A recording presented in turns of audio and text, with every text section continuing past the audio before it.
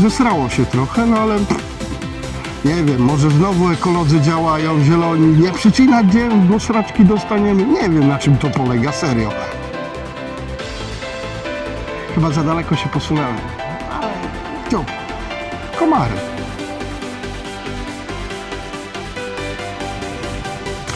Witam w oliwie. Oliwa. Nazwa pochodząca od krzewu cytrusowego Olivus. Ma to swoje różne nazwy. Bardzo walczą z tym, żeby ta nazwa nie była właśnie przywiązywana do tego. Dlaczego? Nie wiem. Nie ma jakiegoś to większego sensu. Kto tak nazwał to miejsce? Cystersi, którzy tu przybyli w około 1260 roku, sprowadzeni przez Symbora I. Nadał im tę ziemię, trochę ziemi im nadał. No oni, jak to cystersi, bardzo zdominowani doktryną benedyktyńską, która ma surowe 3 zasady. Pierwszą zasadą jest modlitwa, pobożność, drugą jest ciężka praca, trzecią jest ubóstwo. Pracowite chłopaki wzięli się do roboty, zaczęli budować katedrę. No nie wiedzieli, że budują katedrę, bo zaczęli budować kościół i klasztor, prawda? Ale robili to do tej pory dosyć skromnie. Ten wyszedł im dosyć duży. 107 metrów po długości. Jeden z najdłuższych, jaki wybudowali cystersi. Najdłuższy. Będąc dalej pracowitymi chłopakami, rozwijają oliwę i wieś tutaj będącą zakładają młyny, zakładają kuźnie, kuźnie zakładają wodną i młyn też zakładają wodny. Zakładają ten właśnie park, w którym jesteśmy, potocznie nazywany Parkiem Oliwskim. Po prostu bardzo często przy klasztorach sadzono właśnie parki, robiono takie rzeczy z tego względu, że lubili to robić, tak? Upiększało to teren wokół klasztoru, wokół kościołu. Tutaj dodatkowym atrybutem było to, że rzeka Potok Oliwski zasilał tutaj to miejsce, robił bardzo wiele takich strumyczków, rozlewisk, które powodowały to, że było dużo wody słodkiej. W dodatku częste prezenty przywożone właśnie przez marynarzy do Gdańska, do portu w Gdańsku w postaci sadzonek. Sadzonek różnych drzew, krzew, takich roślinek, tak? Nie jestem specjalistą botanistwa, nigdy nie zostanę, nie byłem, ale w tym tutaj parku możemy spotkać bardzo ciekawe drzewa, krzewy, nie występujące w tej naszej długości geograficznej. Są to przywiezione właśnie rzeczy przez marynarzy, podarowane klasztorowi i mnichom, a oni się po prostu zajęli dalszą hodowlą. Jak oni wpływają, ci zakonnicy, dalej na rozwój oliwy? Zakładają tutaj młyn, zakładają tutaj kuźnie, obydwie historyczne, zaznaczam wodne. Rozwijają park, rozwijają klasztor z piękną katedrą, którą będę wam pokazywał. Właśnie to, co oni zaczęli robić, właśnie sztuka ogrodnictwa, poniekąd oni sobie ją wyciągnęli skąd? Z wzorów angielskich, tak, jak najbardziej. Było to przesycone już wtedy angielskimi wzorami ogrodnictwa. Skąd się to wzięło? Nie wiem. Wymiana rzymska, wymiana watykańska, jak najbardziej to działa. Dzisiaj opowiem o mojej właśnie wycieczce, o Parku Oliwskim, Katedrze Oliwskiej. Zobaczę, co jeszcze zdołam wam pokazać.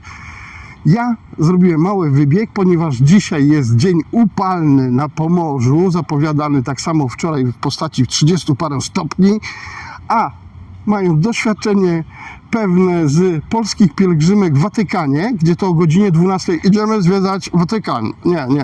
Ja robię trochę inaczej. Odczekałem trochę na popołudnie, kiedy słońce już się trochę przechyliło. Robi nam bardzo ładny kolor światła. Oświetlenie jest trochę takie bardziej miękkie, wrażliwe. Mi daje dużo cienia i przejechałem już tą główną Hicę. Teraz jest oczywiście upalnie, gorąco, ale zobaczcie, ja stoję w cieniu między drzewami. Tu zawsze będzie chłodno, chłód. Funkcjonują te stawy, rozlewiska, bomba. można zwiedzać w taki sposób godzinami. I tyle wam zabiorę. Hehe. Dobra. Park. Tak, park z drobnym opisem. Park posiada swoich parę bardzo ciekawych rzeczy do pokazania, między innymi oranżerię kaktusianą. Tak, jak najbardziej. Jest tu oranżeria kaktusiana z kaktusami, rzadkimi właśnie takimi egzotycznymi kaktusikami różnego rodzaju. Też tutaj był kwitnący i owocujący najwyższy bananowiec właśnie w naszej szerokości geograficznej, ale chyba mu się zdechło. Chyba go już nie ma, bo jako pamiętam jeszcze jak ja byłem w Gdańsku i nawet pisali o nim w gazecie, że już chorował, że to, że tam, no stary był, nie? Chyba nie wytrzymał. Chyba w jego miejscu posadzili jakiś taki bardzo wysoki, ciekawy kaktus. Tak, kaktus. On się jakoś tak dziwnie nazywa. Może tą nazwę teraz tu umieszczę, ale on się charakteryzuje tym, że on dosłownie raz na dekadę wypuszcza kwiat. I jest to wydarzenie tak wielkie, że ludzie z całej Europy, niemalże Europy, bo nawet i ze świata, zjeżdżają na ten moment, kiedy ten kaktus owocuje. To znaczy owocuje, wyrzuca kwiat, nie? Miałem jego nazwę w głowie, na pewno go wpiszę. Dobra, idziemy zwiedzać. Nie wiem jak to nazwać, ale to była taka aleja prosto mocno przyciętych drzew. One wręcz aż były takie, słuchajcie, od linii przyciąć. Jak widzicie, to nadal funkcjonuje. Tylko sorry, ale moja pamięć mi podpowiada, że było to naprawdę dosłownie ściana prosta. Teraz to jakoś im tak zesrało się trochę, no ale nie wiem, może znowu ekolodzy działają, zieloni, nie przycinać drzew, bo sraczki dostaniemy. Nie wiem, na czym to polega, serio. Kiedyś to było równiuteńkie, równe jak ściana. W tamtą stronę, w tą stronę pokazujemy, idziemy do klasztoru, idziemy do katedry oliwskiej.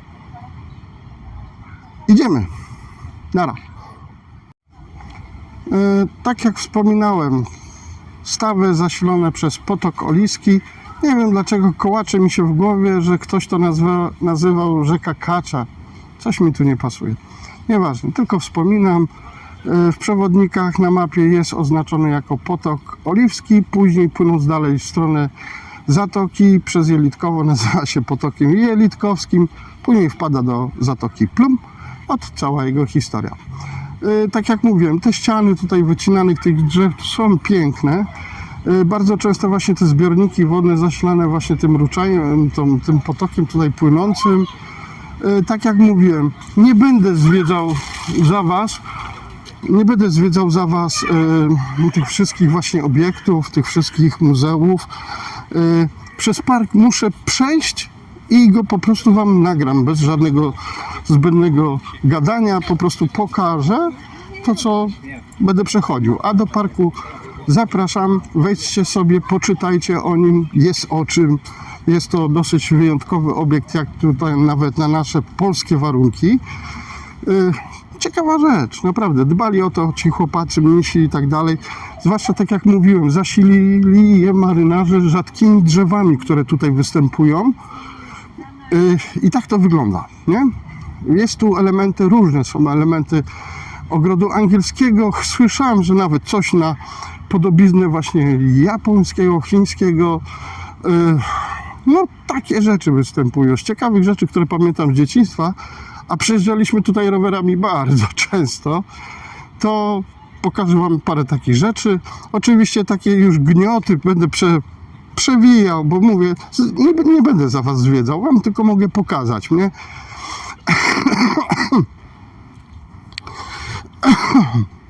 Przepraszam. I teraz tak jak mówiłem, właśnie te klomby, no naprawdę jest tego tutaj multum. Zrobię takie dosyć zero chodzone w koło, ale to tylko dlatego, że wam pokażę. A zwiedzać sobie proszę samemu. Aha, tu są tabliczki na drzewach mówiące, co to za drzewo i często skąd pochodzące. Tak, jest to tutaj. Tak zwane ucho królewskie albo grota szeptów. Ponoć tutaj się spowiadały królowe ze swoich grzechów. Jak to działa? Wiecie, jak to na pewno działa. Już wam demonstruję, nie będziecie słyszeć tego na kamerze, bo będziecie słyszeć mój mikrofon, ale jak to działa? Może pan nam zaprezentuje i coś powie. Cześć, dzień dobry. Hej, trzymajcie. Słyszeliście jaka akustyka? Pan to mówi po cichu, a my to słyszymy wyraźnie, tak jakby koło nas stał. To jest właśnie efekt tego ucha. Dziękuję. W tę stronę.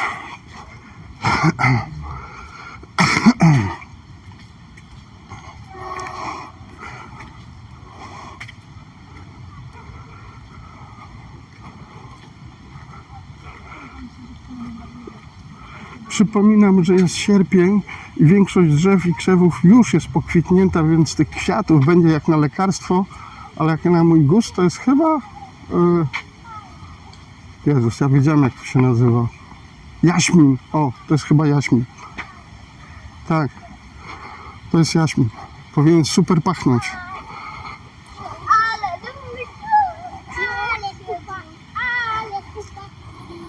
Tak. Nie myliłem się. Nie jestem botanikiem, ale róże i tulipana rozróżniam, nie? A to był jaśmin. O, właśnie, tutaj po mojej prawej będzie, zaraz się wyłoni.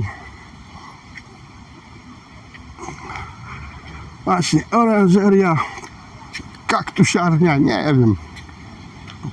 Zaraz wam to przeczytam, powiem jak to się nazywa. O, znowu pionowo. Znowu pionowo, będziemy pionowo kręcić. Dobra. Proszę. Wysoki to obiekt, ponieważ tam trzymają wysokie palmy. Dlatego jest wysoki. Podejrzewam i palma i coś tam. Przejdę się tam naprawdę. Obiecałem, nie będę za was zwiedzał, nie będę tego robił, tylko pokazuję, tak? Szkło hartowane, filtrowane, więc Maciek się odbija, a nie krzaki.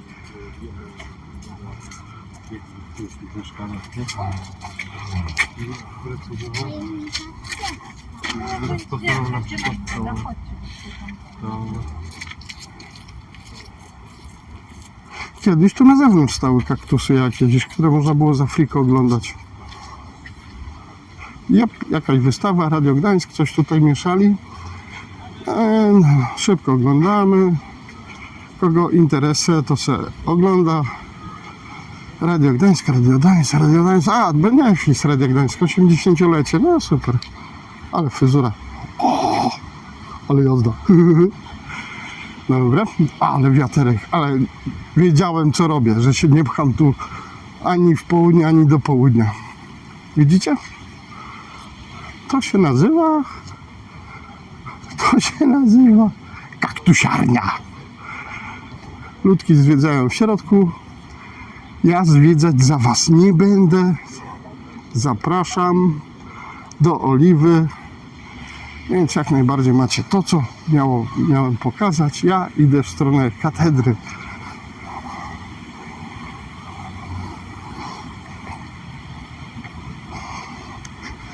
Szumi potok, szumi. Lecz szumi potok. Tak, nieraz tutaj się przyjeżdżało rowerami i nieraz się wracało mokrym stąd. Dlaczego? A czemu by nie poskakać po mokrych kamieniach? A nie zawsze w lato tu przyjeżdżaliśmy. No coś. Zaraz będziemy tam. Z góry pokażę. Z pewnością wybaczycie mi i wiecie, dlaczego się nie porywam na takie rzeczy. Naprawdę. Strumyczków, rzeczków, stawów. Co krok to będziecie napotykać śmiowy. O właśnie, jakoś to tak wygląda. No dobra. 2 kroki w dół.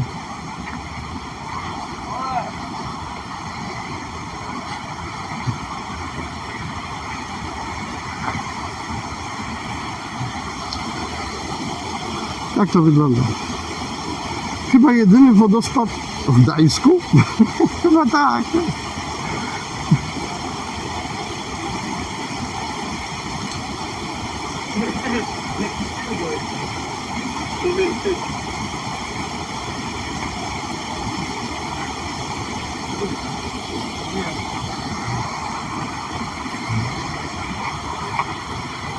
Nie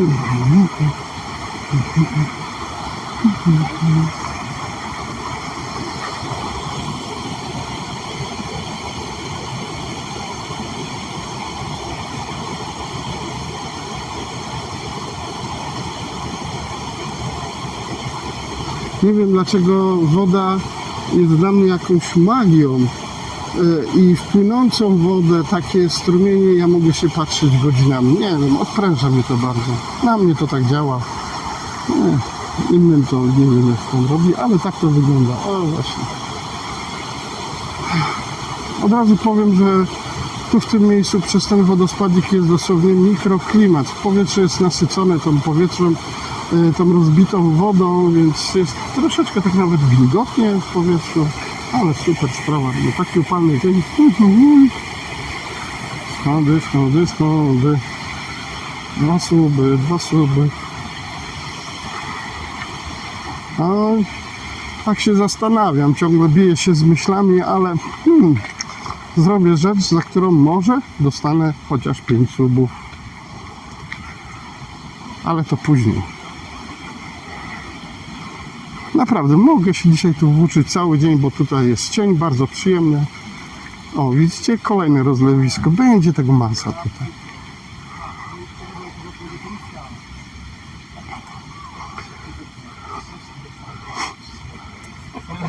A, chyba tutaj karpie żyły królewskie.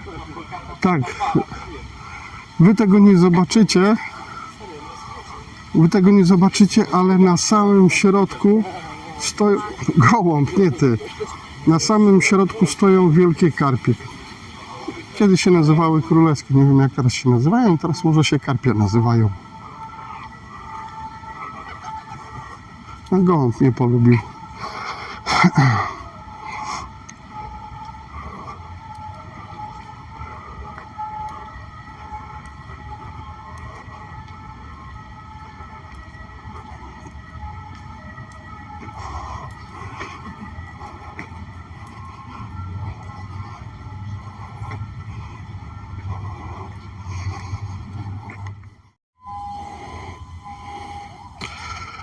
Pięknie zaprojektowany i pięknie utrzymany ogród. Tak, ogród. A ten ogród jest przed czymś ważnym.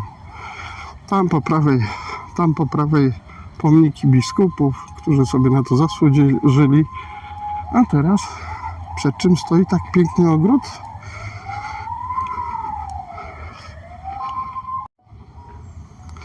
Przed czym stoi taki piękny ogród? Przed tym, co stoi za mną.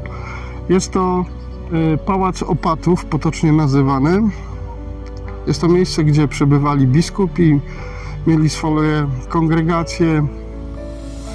To jest bardzo takie miejsce, no, w hierarchii kościoła jest to bardzo wysoko. Jest to na pewno dużo wyżej niż jakiśkolwiek zakon, jakaś... Coś w rodzaju na przykład Jasnej Góry, czy jakiejś innej takiej świętego miejsca. Jest to po prostu w hierarchii kościoła wysoko. Tutaj siedzieli naprawdę najwyżsi, jakby to powiedzieć, namiestnicy kościoła.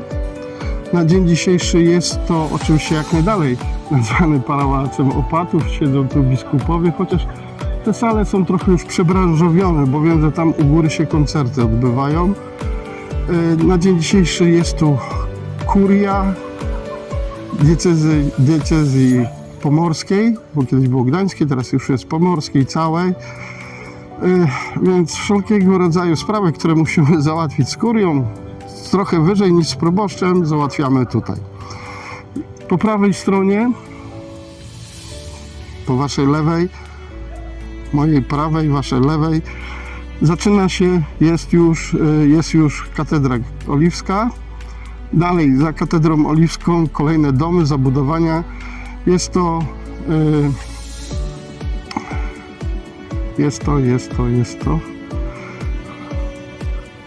od katedry po prawej kolejne zabudowania. Jest to seminarium, w którym kształcą się księża. Tak.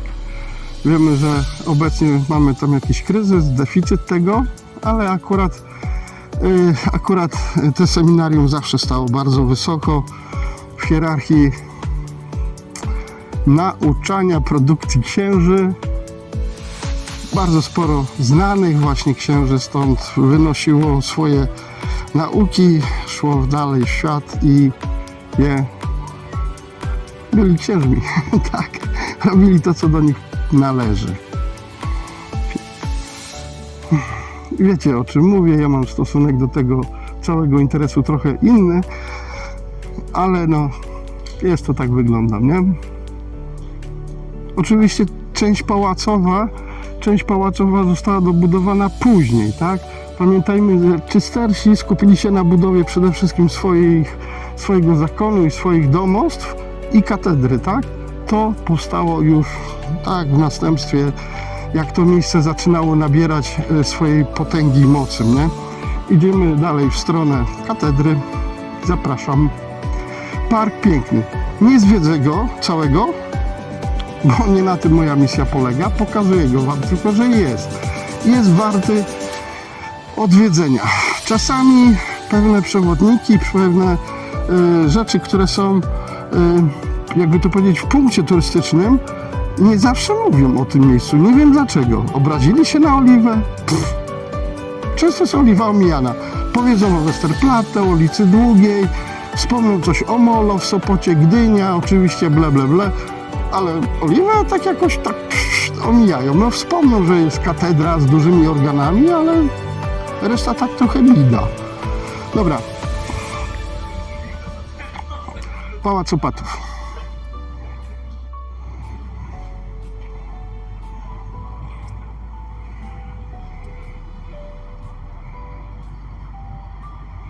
Tak jak mówiłem, właśnie Pałac Opatów i za nim już się wznosi, tutaj już się wznosi katedra oliwska.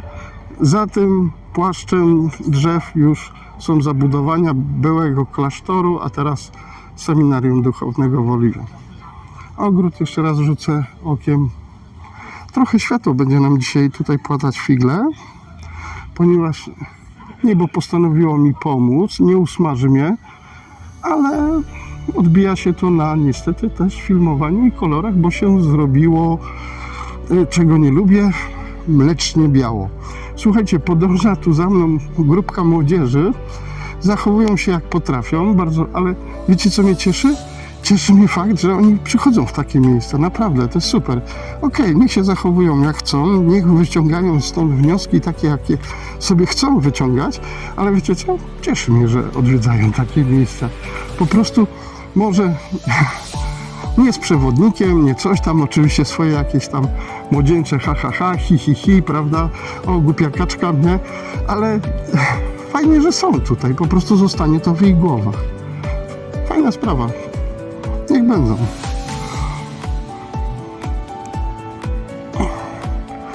Jak widzicie, ławeczki. Naprawdę taka cisza, spokój. Naprawdę między Sopotem a Gdańskiem taki przystanek zieleni.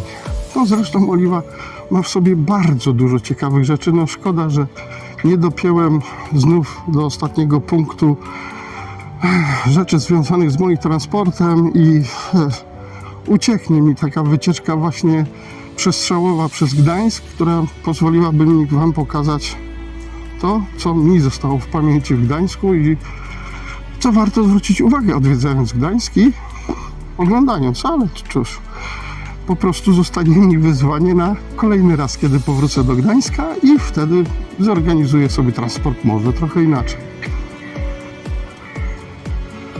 Rzeźby, kiedyś ich było dużo więcej, pamiętam. Nie widać jej za bardzo, może, o tutaj, tu. Kiedyś ich było więcej, nie wiem czemu wyrzucili te rzeźby, a było ich sporo. Patrzcie, pięknie to wygląda. No mówię, no światło mi tutaj dzisiaj robi trochę bałaganu. Innymi filtrami światła karmić nie będę, aczkolwiek może spróbuję.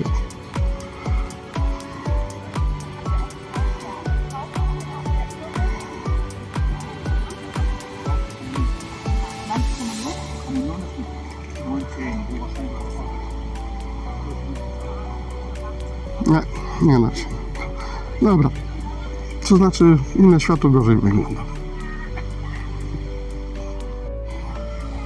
Dobra, poszukamy trochę kolory. Dałem trochę filtru żółtego. Myślę, że trochę to ten obraz wzbogaci, no bo no szkoda mi tych. No mówię, no nie chciałem się wybierać w czysty upał i słońce. Poczekałem na popołudnie, ale przyszły z chmurkami. A tu właśnie takie ścieżynki, pałac opatów się tu ciągnie. Chyba przegania mnie trep, to mnie zaczyna drażnić. On jest równy, ale kamera robi swoje fochy stroić po prostu. Przejdź w tryb patyk.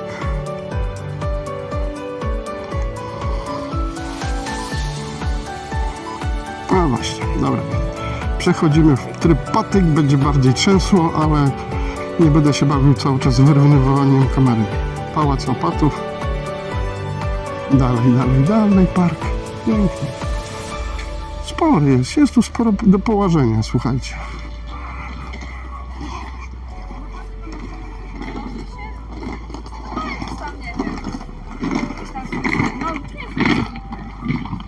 Wiecie co, z ręką na sercu wam powiem, że ja pamiętam, że ten park był bardziej przystrzyżony niż obecnie.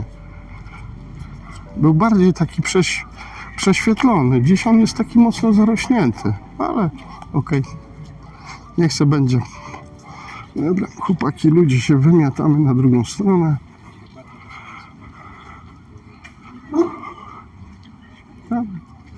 Jakaś restauracja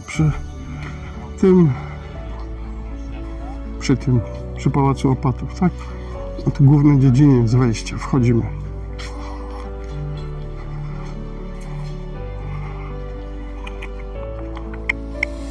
Muzeum. To znaczy pałac jest, nazwa jest, ale podejrzewam, że same biura są już gdzie indziej. Kurii. Oj. Te brzydki kolor. Nie. Zupełnie mi się nie podoba.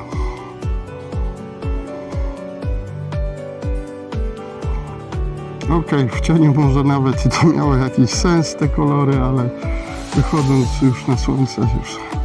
Dobra, Pałac Opatów, wejście główne, tam było wyjście na ogrody, a to było wejście główne. Chociaż takie skromne. Dlaczego skromne? No tu jest to wejście główne, a tu bym widział na tym jakieś dachy, kolumny. Nie ma, okej. Dobra, teraz Katedra Oliwska. Aha, tu po prawej, po prawej co tu było? Po prawej tu było koniki i powozy tutaj trzymali po prawej. Tup, powycinamy. Właśnie, tu były koniki i powozy dla papieży, nie papieży, dla biskupów i całej arystokracji. Jakiś dom Amadeus. O tych tabliczkach wam powiedziałem, a nie pokazałem. Dobra, pokazujemy. Patrzcie. Większość takich drzew jest opisana. Tu mamy kasztanowiec biały, nazwa łacińska, ale są tu też drzewa rzadkie. One też są opisane, też właśnie stanowią to. Dobrze. Wyjście z Parku Oliwskiego na dziedziniec katedry. Idziemy. Ja idę, wy patrzycie, nie? To idziemy, zrobimy, to jest, powiedziałem, drażni mnie. Pan ochroniarz, to się z nim ganiać nie będziemy, bo tu z tym trybem filmowania wiedzą, ale nie do końca. Tak, koniki tutaj były. Koniki powozy trzymali.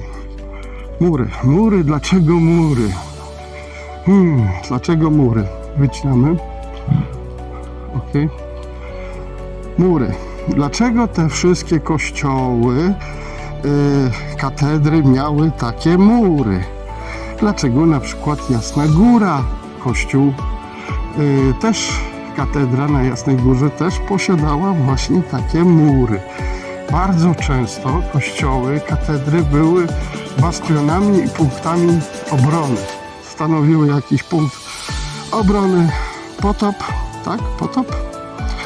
Ogniem i mieczem? Nie, Potop. Pan Włodejowski też walczył na murach Jasnej Góry. Tu mamy podobne mury, też stanowiły część fortyfikacji. Co my tu mamy? Mamy tutaj coś w rodzaju Muzeum Narodowe w Gdańsku, oddział etnografii. No, rzucimy tylko, pokażę wam okiem, taki jarmarczek, tak, jakieś rękodzieło, tak jak było napisane AB, ptaszki z drewna i tak dalej. Nie wiem, nie cieszę się. Ten oczywiście będziemy wchodzić wejściem głównym, nie bocznym. Zaraz będę przechodził koło wejścia bocznego.